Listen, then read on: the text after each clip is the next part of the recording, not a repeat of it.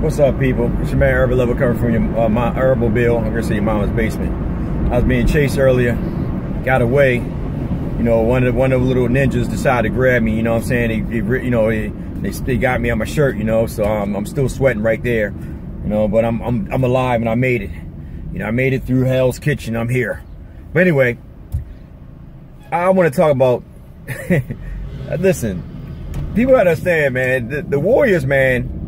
That's a dynasty. You can put a team together all you want, but the thing is that people fail to realize one thing I always learned is this: if you want to win, winning comes with sacrifice and humbleness. And what I mean by that is this: if you go to a team trying to get the max amount of money, and I'm not knocking any player for going to a team to get the max amount of money, do you? But in order to contest teams like the Warriors, somewhere down the line, in order to build a good squad, some people have to take cuts. I mean, if you look at the Warriors, how many times did KD take a pay cut in order to re-sign them? He signed them 1 year. Then he signed another 1 year. Took pay cuts every time. So you got to think about it. You know what I mean? Like, you know, he's taking pay cuts in order to stay with the team. Most likely Klay Thompson's going to take a pay cut too when his contract is up in 2019. I don't really see a lot of them players leaving that team. I think Steph Curry might even renegotiate his contract just so the guys on the team can get paid. Look how many guys he got sitting on the bench that's making veteran salary or less than that in order to stay on the team that's winning. So that's why I say, like, you know, everybody talking about, you know, LeBron James where he's going at this and that. It don't really matter where he goes at. The point is he willing to take a pay cut in order to put a team together, to establish a team in order to play against the likes of the Golden State Warriors. And I'm not going to talk about the Rockets because Chris Paul is a free agent too. So that depends on if Chris Paul want to take a pay cut in order to stay with Houston, because you got to think about, you got other players to sign as well. You're not going to have all them guys there. I think Reeves is a free agent, I think, end of the season as well. So I'm not too sure. So if you're going to try to keep them nucleus of players together, are players going to humble themselves to take pay cuts in order to continue to build a team that's going to be able to play against the likes of the Golden State Warriors? Just the thing people feel like for instance, all right, if LeBron, and I know a lot of fans want to believe that if LeBron come to LA, you know, it's a guaranteed win against the Golden State Warriors. I don't believe it. LeBron and PG-13 both show, neither one of them show killer instinct. I know LeBron said that his finger hurt, you know, he claimed he banged his hand on a white wall or something after game one loss. He was hurt, his finger was hurt throughout the playoff, but he still averaged 40-something points in the other games besides his last game. So what was the excuse? Ain't nobody know. I mean, he still played like his hand wasn't hurt to the fourth quarter. In the fourth game, he already checked out. So, and then PG-13 in game, what's that? In game, was that game 6 or something? Whatever it was, the last game. Yeah, game 6, he checked out. So my thing is this, and I'm not even going to criticize them both checking out because, you know, they're not Kobe and Jordan. You know, Kobe and Jordan, I don't care if they lose, and they still, you know, Kobe checked out one time against Phoenix. But that, I mean, yeah, against Phoenix, that's only because I think he got frustrated. I don't know what happened in that scenario. But my thing like this, if you want to build a dynasty, some people got to take pay cuts in order to make that dynasty come to tuition. That's simple put. Everybody can't get the max contract. Because if everybody get paid, then that means the bench is going to look like crap. And look at OKC, for example. Even though Paul George was, you know, traded, so was Carmelo, they didn't need, I mean, and then you sign Russell Westbrook to a nice lengthy contract.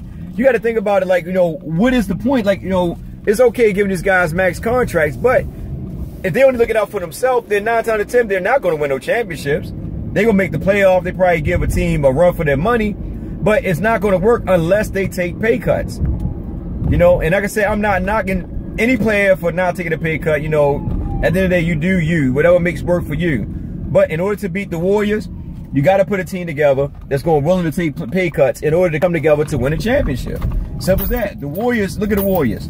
I mean, you can see teams back in the days that stayed with their draft teams just to, you know, to see everything, you know, pan out. Like the Magics, you know, the Birds, you know, they stayed with their main teams. But going back to the Warriors, man, in order to beat them, you got to have players got to take pay cuts to make it happen. You can have one max character, that's cool. One max player, that's cool. But everybody else ain't gonna be able to get the max, because once you give everybody that max, say for instance, like, let's use the Lakers for example. All right, so you have LeBron James and PG-13 come here. Once LeBron James and PG-13 come here, and just say both get the max contracts according to their their level of years in the NBA based on the CBA. All right, after them, you can't sign nobody else. Because LeBron James just said LeBron James, he wants the max. They're going to go out their way to give him the max. You can better sign nobody else. You have a bunch of G League players. Yeah, you'll have Brandon Ingram, Kuzma, because you know you're most likely going to be able to sign Julius Randle. So you'll have Brandon Ingram, Kuzma, Josh Hart, and draft picks, and that's about it. But the thing is, do you actually go through that to play with a bunch of young players to get to that next level? LeBron James only got like 4 years left, 3 to 4 years left max. You know what I mean? So he's looking to win a championship now. He's not looking to, you know, come and develop a team. He did that with Cleveland. You see how that went? And I already made a video about that. You know, the system just didn't fit the players that they brought in. But my thing is, if you get PG-13 and LeBron, there's no guarantee they're going to beat the Golden State Warriors. I'm just being honest, because then you got to look at what's down the bench. You know what I mean? Like if PG-13 don't give you, you know, just say, okay, these two guys. You see in OKC, you just use that for example. You had 3 guys in OKC and they couldn't get past the Utah Jazz. Sometimes getting a whole bunch of free agents and bring them into a team and trying to rebuild the team around these free agents, it doesn't always work that way, man. That's why I respect Golden State Warriors, because they took a mold strictly from back in the 50s, 60s, 70s, 80s, early 90s of how teams were actually built. You don't believe me? Go back and look at these teams that actually won 3 or 4 championships. You know, that constantly kept winning. You know what I mean? Yeah, they might get bumped one season, but they come right back with the same squad. That's what Boston had when it was Larry Bird, Parrish, and McHale. You know what I mean? Just those 3. The Lakers, when it was James Worthy, Magic, Kareem, Byron Scott, they ain't really make too many moves. You know what I mean? They ain't really make no moves that really hinder the team. And that's why these teams are considered dynasties. But you look at these teams that are built, you know, through free agency and all that. Look at the Miami Heat, for example. Think about it. Why the Miami Heat only won what, 2? Out of 4 years, they've been only won 2. They lost to the Spurs. They lost to the Dallas Mavericks. And they're supposed to be like, okay, we get these nucleus free agents together, and we're going to band together, and we're going to win. Dallas ain't really had nobody. Dirk Nowitzki, I can say nobody. I'll never say that. They had Caron Butler and Jason Kidd and Chandler playing defense. But in reality, Dirk Nowitzki was their main scorer. And in retrospect to that, they were actually able to beat, you know, the Miami Heat. You know, they look at San Antonio Spurs. If you go look at their stats, only one thing that was really, I think Tim Duncan was averaging like 17 or something like that. You know, and Kwame Leonard just played good D in that finals. But when you look at the Spurs, you look at the Spurs at the time, man, you know, they a nucleus of players they actually draft. You know? So, you know, Dallas, like I said, Dallas, after that 1 year they won, that was it for them. San Antonio is a dynasty. Why? Because most of their players are draft players they brought in. You know what I mean? That and they actually carry the teams to this day on. So those type of dynasties don't fade away. But those teams that are built from like free agency and all that, they don't last long because egos start to click in. Players, you know, start to think they're, you know, egos start to click in.